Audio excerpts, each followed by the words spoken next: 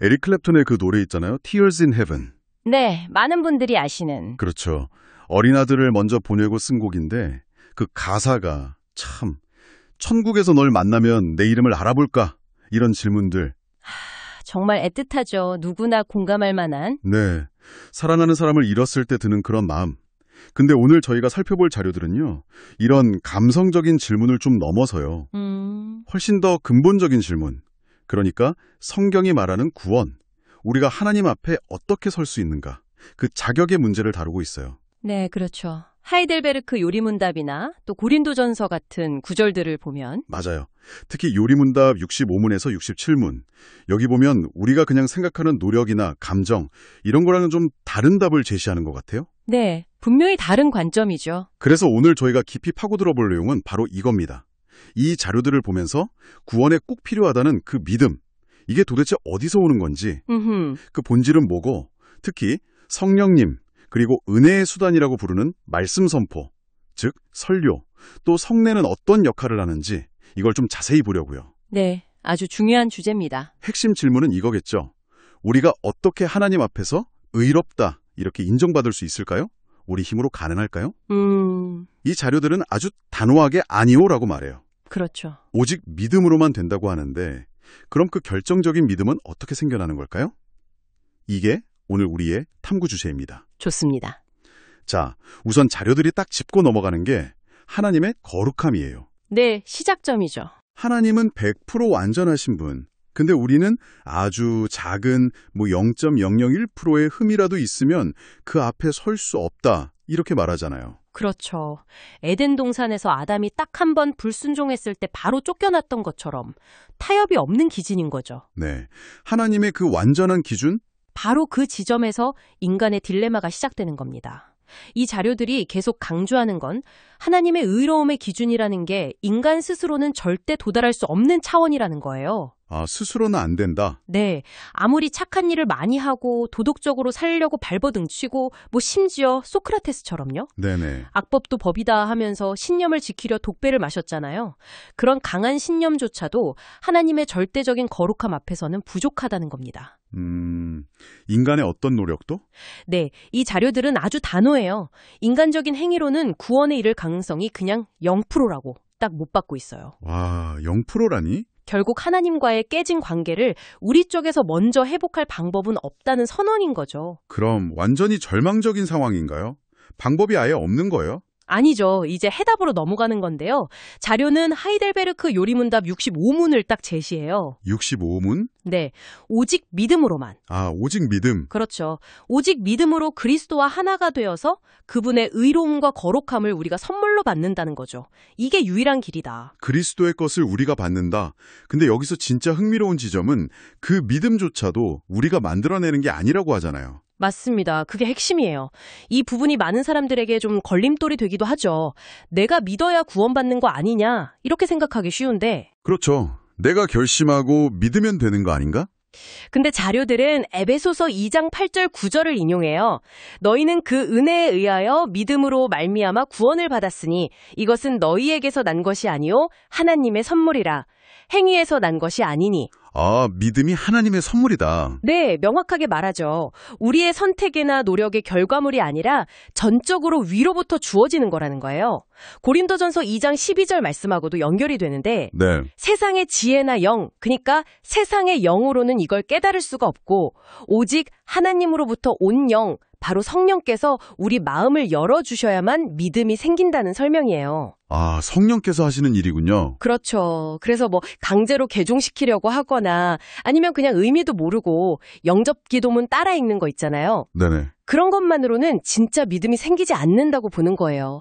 왜냐하면 믿음은 인간의 의지로 결단하는 게 아니라 성령의 역사로 주어지는 거니까요. 와, 성령께서 주시는 선물. 그러면 성령께서는 구체적으로 어떤 방식으로 우리 안에 이 믿음을 심어주시는 걸까요? 번개처럼 그냥 갑자기 찾아오시는 건가요? 하하. 그럴 수도 있겠지만 자료들은 성령께서 주로 사용하시는 두 가지 통로, 은혜의 수단을 명확하게 제시해요. 아, 방법이 있군요. 네. 첫 번째가 바로 거룩한 복음의 강설. 우리가 보통 설교라고 부르는 거죠. 설교, 네. 하이델베르크 요리문답 65문에서 이걸 딱 명시하고 있죠. 여기서 잠깐 하이델베르크 요리문답은 종교개혁 때 만들어진 아주 중요한 개신교 신앙 교육서 중 하나죠. 맞습니다. 신앙의 핵심을 문답으로 정리한 건데 아무튼 이 설교를 통해서 믿음이 생긴다는 거예요. 근데 이게 좀 흥미롭네요. 네, 성경 스스로도 이 방식에 대해서 재미있는 평가를 해요. 고린도전서 1장 21절 보면 하나님께서 전도에 미련한 것으로 믿는 자들을 구원하시기를 기뻐하셨도다 이렇게 말하거든요. 전도에 미련한 것. 왜 미련하다고 했을까요? 그렇죠. 세상 사람들 눈에는 이게 좀 어리석어 보일 수 있다는 거예요. 두 가지 측면에서 볼 수 있는데 네. 첫째는 내용이죠. 십자가에 달려 죽은 사람, 그 당시 로마 제국에서는 완전 저주받은 형벌이거든요. 그런 사람을 메시아라고 하니 이상하고 또 당시 헬라 철학 영향 아래서는 육체는 영혼의 감옥처럼 여겼는데 몸이 다시 살아난다, 부활한다? 이것도 이해하기 힘든 거죠. 아, 내용 자체가 당시 상식관에 좀 안 맞았군요. 네. 둘째는 형식이에요. 그냥 어떤 사람이 나와서 말로 선포하는 거잖아요. 이게 과연 사람을 근본적으로 바꾸고 구원까지 이르게 할 수 있겠냐, 이런 의문이 들 수 있죠. 그냥 말인데. 그렇죠. 하지만 이 자료들은 분명히 말합니다. 하나님께서 바로 이 세상 보기엔 좀 미련해 보이는 설교라는 통로를 믿음을 주시는 가장 주된 방식으로 정하셨다는 거예요. 하나님이 정하신 방법이다? 네. 물론 개인적으로 성경 읽고 공부하고 소그룹에서 나누는 것도 다 중요하죠. 유익하고요. 하지만 교회가 공적으로 선포하는 이 말씀이 믿음을 일으키는 데에는 특별한 역할이 있다는 걸 강조해요. 아, 믿음을 일으키는 역할. 네. 이게 아까 말한 믿음은 하나님의 선물이라는 개념과 딱 연결되는 거예요. 인간의 논리나 설득력 그 자체보다 하나님이 정하신 그 방식을 통해서 하나님의 능력이 나타난다는 거죠. 알겠습니다. 설교가 믿음을 일으키는 주된 수단이라면 그럼 두 번째 수단은 뭔가요? 네. 자료들은 두 번째로 성례의 시행을 말합니다. 성례, 세례나 성찬 같은 거요? 맞습니다. 이것도 역시 요리문답 65문에 나오는데 이 성례는 설교를 통해 우리 안에 시작된 믿음을 굳세게 하고 확인시켜주는 역할을 한다고 설명해요. 아, 역할이 조금 다르군요. 설교는 시작하게 하고 성례는 굳세게 하고. 그렇죠. 그래서 성례를 종종 보이는 말씀이라고 불러요. 보이는 말씀? 네. 요리문답 66문에서 이 성례의 기능을 두 가지 비유로 설명하는데 표와 인이에요. 이게 이해를 많이 도와줘요. 표와 인? 그게 뭔가요? 먼저 표, 사인은 말 그대로 눈에 보이는 표시, 상징이에요. 예를 들어 도로 표지판이 길을 알려주잖아요. 네. 또 신호등 빨간불은 멈춤, 파란불은 진행, 이런 것처럼 세례 때 쓰는 물이나 성찬 때 떡과 포도주는 눈에 보이지 않는 영적인 실제를 가리키는 거예요. 아, 상징이군요. 뭘 상징하나요? 구체적으로는 예수 그리스도의 피와 살, 즉 우리 죄를 씻기 위해서 그분이 희생하셨다는 것, 그리고 그 결과로 받는 죄 용서, 영적인 깨끗함, 새 생명, 이런 것들을 눈으로 볼 수 있게 보여주는 거죠.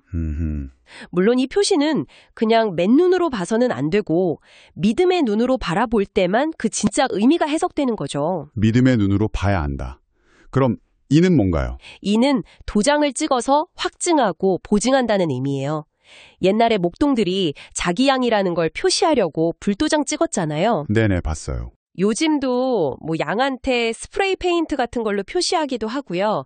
아니면 중요한 문서에 인감 도장 꽉 찍어서 내용 보증하는 것처럼. 아, 보증, 확인 도장 같은 거군요. 그렇죠.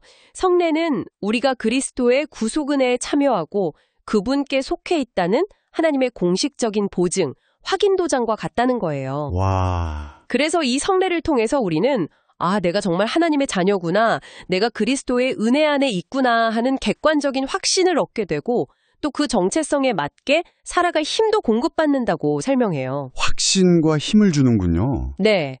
그래서 반대로 말하면 믿음 없이 그냥 참여하는 성례는 의미가 없다는 경고도 함께 들어있어요. 마치 아이들이 엄청 진지하게 소꿉놀이하지만 그게 진짜 밥이 되진 않잖아요. 그렇죠. 그런 것처럼 그냥 형식적인 행위, 의미 없는 의식으로 끝나버릴 수 있다는 거죠. 그렇군요. 표로서 의미를 보여주고 인으로서 확신을 준다. 그러면 결국 이 자료들이 계속 강조하는 건 이거네요. 설교를 듣는 행위 그 자체나 성례에 참여하는 그 형식 자체가 우리를 구원하거나 바꾸는 게 아니다. 맞습니다. 정확해요. 중요한 건 그 모든 과정 속에서 성령님이 주시는 믿음으로 반응하고 참여하는 거군요. 네. 뭐랄까, 아이가 혼날까봐 마지못해서 숙제하는 것처럼 그냥 종교적인 의무감이나 습관 때문에 하는 걸로는 부족하다는 거네요. 바로 그겁니다. 참된 믿음. 그러니까 성령께서 주시고 또 말씀과 성례를 통해 계속 자라나는 그 믿음은 반드시 삶의 변화를 가져온다고 이 자료들은 주장해요. 삶의 변화요. 네, 그게 갈라디아서 5장에서 말하는 성령의 열매 있잖아요. 사랑, 기쁨, 화평, 오래 참음, 자비, 양선, 충성, 온유, 절제. 이런 것들이 자연스럽게 삶에서 나타난다는 거죠. 신앙생활을 하는 동기 자체가 바뀌는 거예요. 더 이상 벌 받을까 봐 무서워서 혹은 남들 눈치 보여서가 아니라 나를 위해 자기 자신을 내어주신 그 그리스도에 대한 사랑 그리고 감사함 때문에 움직이게 된다는 거죠. 동기가 바뀌는군요. 사랑과 감사로? 네. 이렇게 믿음으로 설교를 듣고 성례에 참여할 때 우리는 단순히 어떤 교리 지식을 배우는 걸 넘어서는 경험을 하게 된다고 해요. 어떤 경험이죠? 그리스도를 인격적으로 만나고 그분의 은혜를 정말 실제적으로 경험하게 된다는 거죠. 자료에서는 이걸 아주 감각적으로 표현하는데 그리스도를 듣고 보고 먹고 마시는 것이라고까지 말해요. 듣고 보고 먹고 마신다. 와, 굉장히 강렬한 표현인데요. 네, 그만큼 실제적인 경험이라는 걸 강조하는 거죠. 자, 그럼 지금까지 우리가 함께 살펴본 내용들을 한번 정리해 볼 필요가 있겠습니다. 이 자료들이 구원과 믿음에 대해 말하는 핵심 요점들 말이죠. 네, 정리해보죠. 첫째, 하나님 앞에서 의롭다고 인정받는 것. 이건 인간의 어떤 노력이나 선행, 심지어 강한 신념으로도 불가능하다. 그렇죠. 하나님의 절대적인 거룩함 앞에서 우리는 스스로 설 수 없다. 이게 냉정한 현실이죠. 네, 둘째, 이 간극을 메울 유일한 길은 믿음인데 이 중요한 믿음조차 우리 스스로 만들 수 없다. 맞습니다. 전적으로 성령을 통해 주어지는 하나님의 선물이다. 우리의 어떤 공로나 자격 때문이 아니라는 거. 그 점이 중요하군요. 셋째, 그렇다면 성령께서는 어떻게 이 믿음을 우리 안에 일으키시고 또 강하게 하시는가? 네, 하나님께서 특별히 정하신 은혜의 수단이 있다. 그게 바로 말씀 선포, 즉 설교와 성례, 즉 세례와 성찬이다. 그렇죠. 설교는 주로 믿음을 시작하게 하는 통로이고 네. 그리고 성례는 그 시작된 믿음을 확증하고 더 굳건하게 만들어주는 역할을 한다. 역할 분담이 있네요. 그리고 마지막으로 어쩌면 가장 중요한 건데요. 네. 이 설교를 듣거나 성례에 참여하는 행위 자체가 중요한 게 아니라 그 모든 과정 속에서 성령께서 주신 믿음으로 그리스도와 그분의 구원 사역을 바라보고 경험하는 것. 이게 핵심이라는 거죠. 믿음으로 경험하는 것. 네. 이게 빠지면 모든 건 그냥 공허한 종교적 형식에 머무를 수 있다는 거예요. 살아있는 인격적인 만남, 교제가 중요하다는 거죠. 그렇군요. 이 자료들의 분석은 단순히 신학 정보를 알려주는 걸 넘어서 결국 우리 각자에게 아주 실제적인 질문을 던지는 것 같습니다. 네, 그렇죠. 당신은 설교를 들을 때 혹은 세례의 의미를 다시 생각하거나 성찬에 참여할 때 어떤 마음으로 임하고 계신가요? 혹시 너무 익숙해져서 그 안에 담긴 그 깊은 의미나 하나님의 약속을 그냥 지나치고 있지는 않으신지. 특히 아까 언급했던 그 표현 있잖아요. 믿음으로 설교와 성례를 통해 그리스도를 듣고 보고 먹고 마신다. 네, 아주 강렬했죠. 이 고백이 단순한 문학적 수사가 아니라 정말 당신의 삶에서 살아 숨쉬는 영적인 현실이 되려면 무엇이 필요할까? 이 자료들은 그 답이 바로 하나님께서 주시는 믿음에 있다고 말하고 있는 거거든요.